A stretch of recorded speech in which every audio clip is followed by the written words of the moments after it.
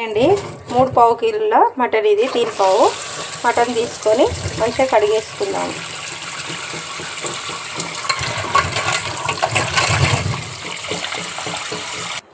Stove వెలిగించి కడాయి పెట్టి వేడి కానియాలి. వేడైనాక 3 టేబుల్ స్పూన్ల నూనె వేసుకుందాం.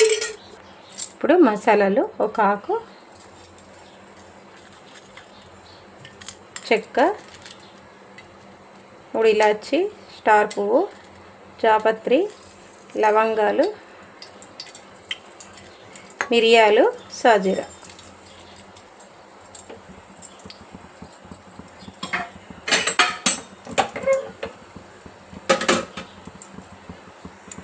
మసాలాలు వేగినాక కట్ చేసుకున్న 2 ఉల్లిపాయలు,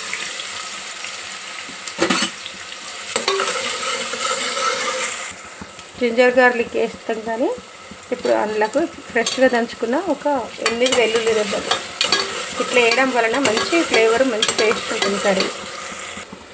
పుదీనా, కొత్తిమీర ఈ 2 కలిపి సన్నగా కట్ చేసుకుందాం. కరివేపాకు ఒక 4 రెమ్మలు అట్లా కాడలతో సహా వేసుకుందాం.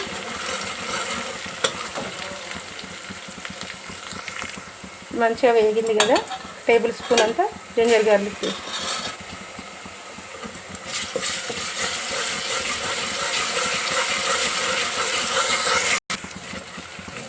ఇదంతా కూడా మంచిగా వేగిపోయింది.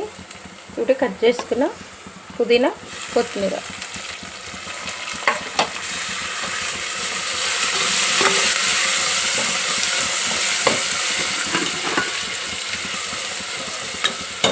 ఇప్పుడు మనం తీసుకున్న మటన్, కడిగి క్లీన్ చేసుకున్న మటన్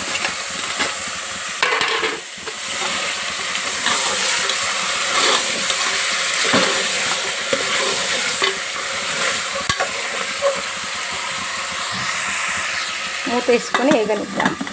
మటన్ మంచిగా నూనెలా నేను ముందే ఎంచుకున్న మసాలాలు బాదాము, ఎండు కొబ్బరి ముక్కలు, 1 టీ స్పూన్ గసగసాలు, 1 టీ స్పూన్ జీలకర్ర, టీ స్పూన్ సోంపు, 1 స్పూను ధనియాలు, 2 ఇలాచి. ఇవన్నీ మెత్తగా మిక్సీ పట్టుకుందాం.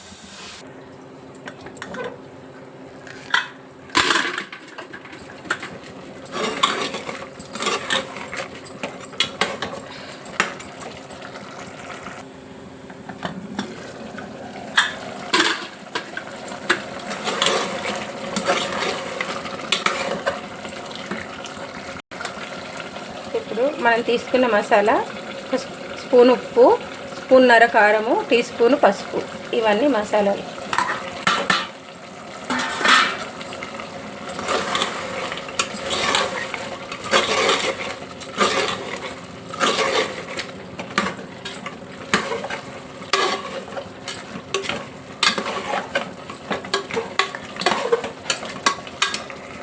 రెండు టమాటాలు కట్ చేసుకో. ఉప్పు కారం అంతా మంచిగా ఈ ముక్కకు పట్టింది కదా. అదో ఇప్పుడు మనము కట్ చేసుకున్నాం. 2 చాపర్లో చాప్ చేసుకున్నాం. ఇది సన్నగా కట్ చేసి చేసుకుంటే సరిపోతుంది.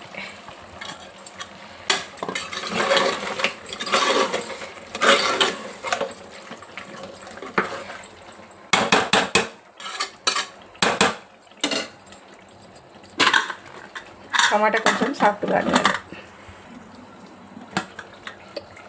సిమ్లో పెట్టుకొని ఉడకనించిన టమాటా కొంచెం ఉడికింది కదా. ఇంత కలర్ఫుల్గా ఉంది చూడండి కూర. ఇప్పుడు స్టవ్ సిమ్లో పెట్టుకొని కొంచెం పెరుగు వేసుకోవాలి.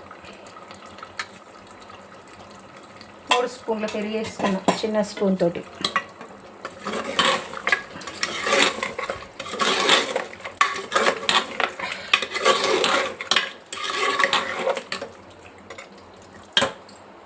ఇప్పుడు గ్రేవీకి సరిపడా నీళ్ళు వేసుకున్నాం. ఇట్లా ముక్క మునిగేదాక వేసుకుంటే సరిపోతుంది.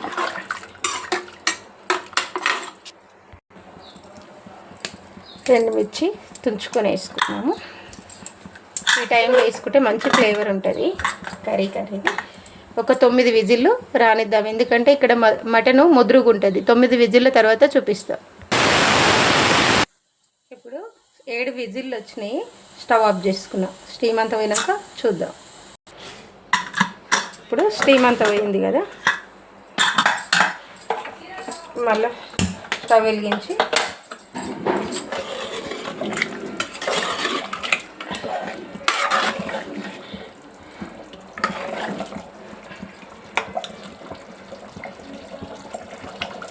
ఉడికిందో లేదో చూద్దాము. మంచిగా మెత్తగా ఉడికింది కదా. ఇంకో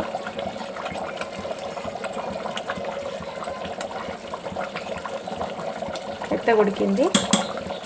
గరం మసాలా వేసుకున్నాను. ఇంట్లో చేసుకున్న గరం మసాలా టీ స్పూన్ అంత వేసుకున్నా.